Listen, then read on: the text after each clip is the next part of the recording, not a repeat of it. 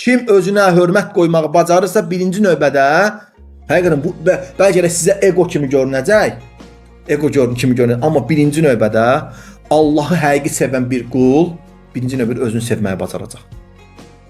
Özünü sevməyi bacarmayan bir insan heç kimi yalandan deyə bilməz qardaş. Bir insan özünü sevə bilmirsə, heç kimə olan sevgisinə inanmayın. Onun özünə olan sevgisində nədə görəcəksiniz? Səlqə səhmanında, ədəb ərkanında, əxlaq keyfiyyətlərində, dərs oxuyub oxumamağında, insan davranışında, çəkini aldadıb aldatmamağında. Çünki o adam özünə hörmət qoymur. Özünə hörmət qoymur bilsən niyə?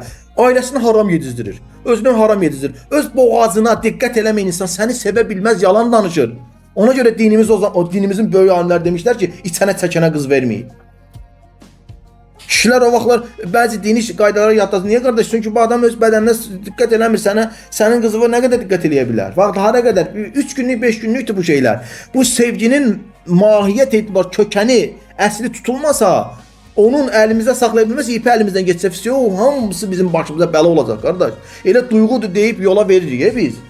Yəni ata-anada dozası necə olacaq, yoldaşda necə olacaq, evlatlarıma necə olacaq bunun dozası və yaxud da ki, insanlığa qarşı necə davranmalıyam, ölçüm necə, pasientlərimə qarşı mən bir həkim olaraq necə davranmalıyam və yaxud da bu qardaşım müəllim olaraq, o qardaşım mühəndis olaraq necə davranacaq? Müəllim olaraq rüşvətsiz və ən gözəl şəkildə fəaliyyəti göstərəcək. 5 oktyabrda gənclərdən pul şaqqalıb yox, mənə qaz gətirin, ördək gətirin deməyəcək. Yəni orada valideyn komitəsini işə salıb çerezçi oradan pul yığdırmayacaq.